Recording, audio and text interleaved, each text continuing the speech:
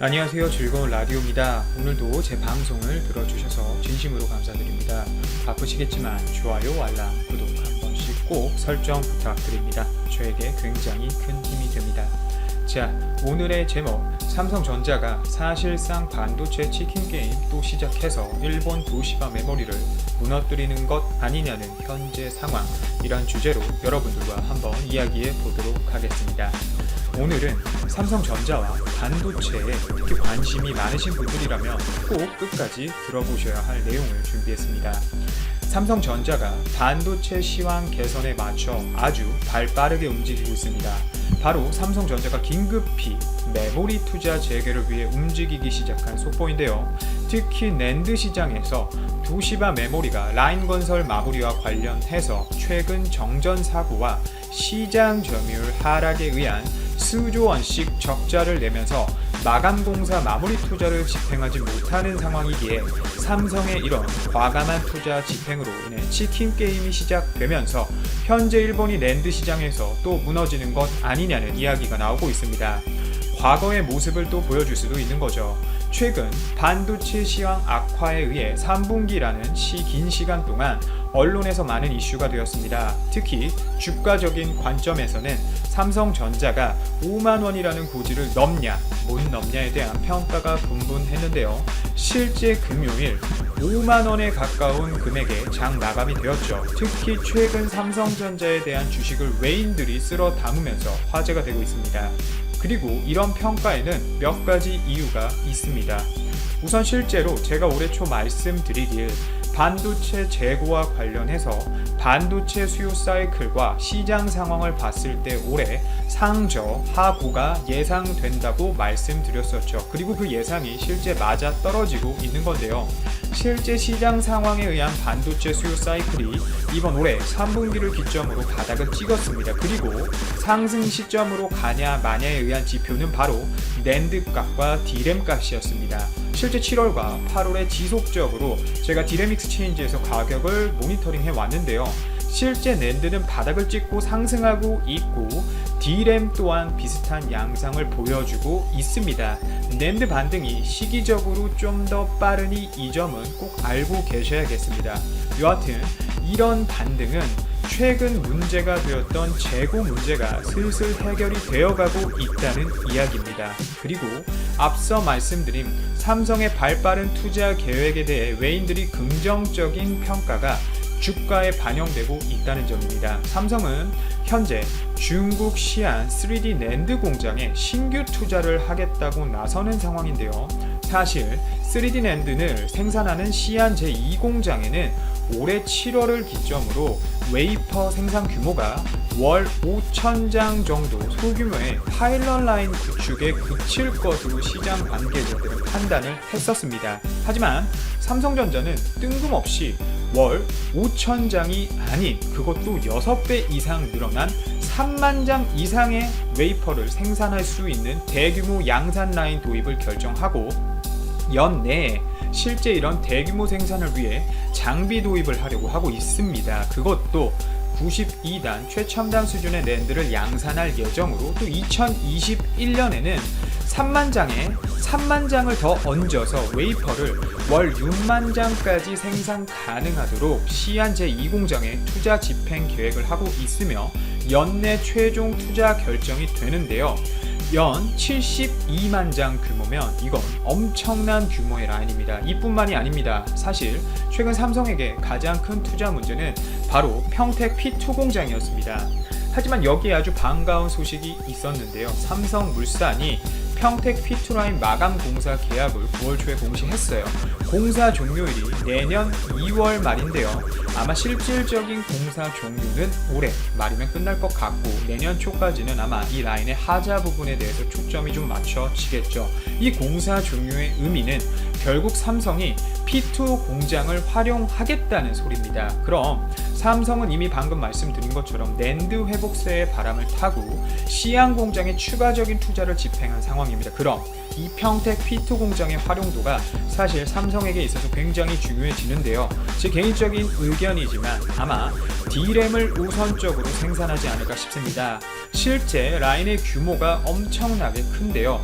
일부분은 D램과 일부분은 낸드로 생산할 것 같은 예상이 되는데 이미 낸드는 시안으로 투자 집행을 했으니 D램에 대한 투자도 필요한 상황이기에 P2 공장에 D램 라인이 투자가 되는 거죠. 하지만 P2 공장에 신규 설비 위주로 이렇게 들어온다기보다는 기존 화성 D램 라인의 설비들을 가져오면서 부족한 부분의 설비만 추가적으로 발주하지 않을까라는 생각이 듭니다. 그 이유는 우선 화성 D램과 낸드 라인들을 최종적으로 평택과 시안으로 옮긴다는 삼성의 큰 그림이 그려져 있기 때문입니다. 또한 파운드리 라인의 부족도 한몫 차지하는데요. 현재 삼성이 또 하나의 캐시카우로 보고 있는 시장은 파운드리 사업에서도 바로 CMOS 이미지 센서 시장입니다. 실제 이 CMOS 이미지 센서가 최근 중국 샤오미, 오포 스마트폰에 탑재되는 걸로 발표가 났죠.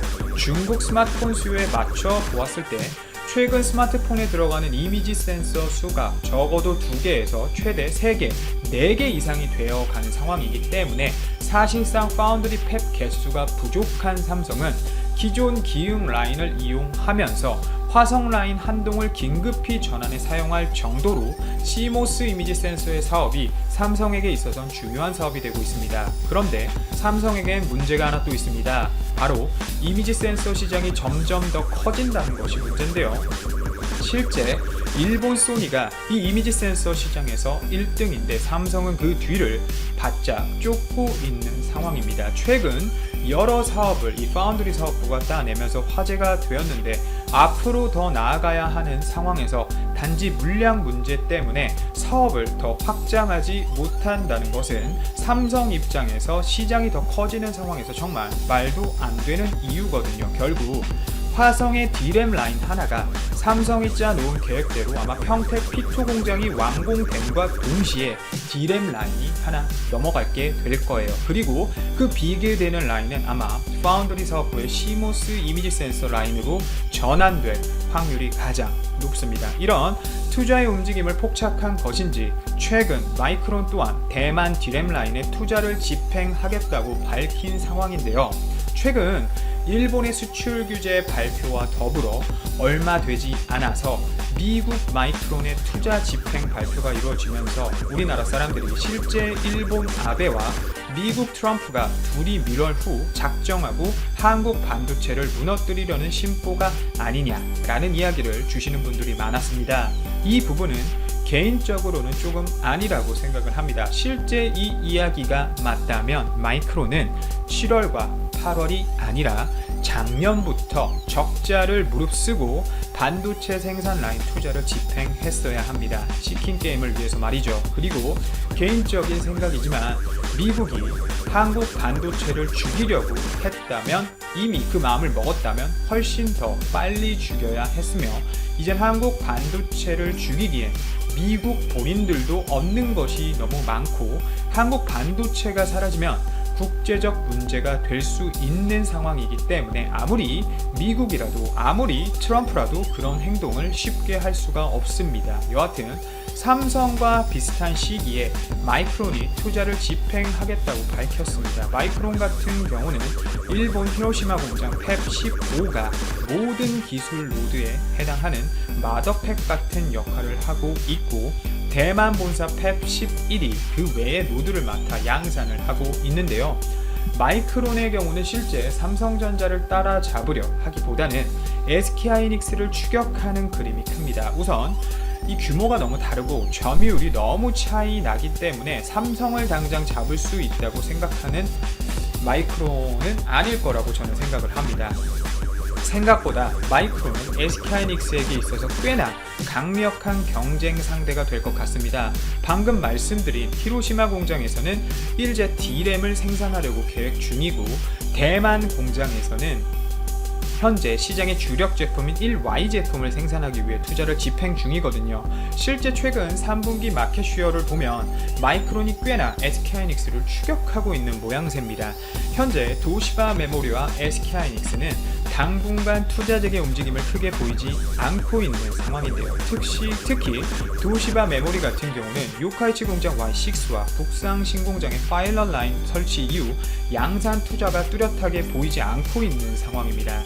항상 이 반도체 시장에서 살아남는 자는 어려운 상황에서 과감하게 투자를 집행하고 미래를 위해 투자하는 업체만이 살아남아오는 모습을 보여주었고, 그게 역사였습니다. 그리고 이 과정을 통해 새로운 기술이 등장을 하고 사람들에게 도움을 주는 편리한 기술들이 등장해 왔는데요. 근 20년의 역사를 본다면 사라진 일본 업체들과 독일 업체들만 봐도 그 결과는 우리는 알 수 있습니다. 삼성의 경우 어려운 상황에서도 타사보다 선행 설비 투자를 재개하고 있는 상황이기 때문에 오히려 낸드 시장에서 도시바 메모리와 SK하이닉스의 점유율을 더욱 뺏어올 것이란 생각이 듭니다. 오늘도 제 방송을 들어주셔서 진심으로 감사드리고 이만 방송을 마치도록 하겠습니다. 태풍이 북상하고 기온도 많이 떨어진 상황인데 꼭 다들 건강 챙기시길 바랍니다. 감사합니다.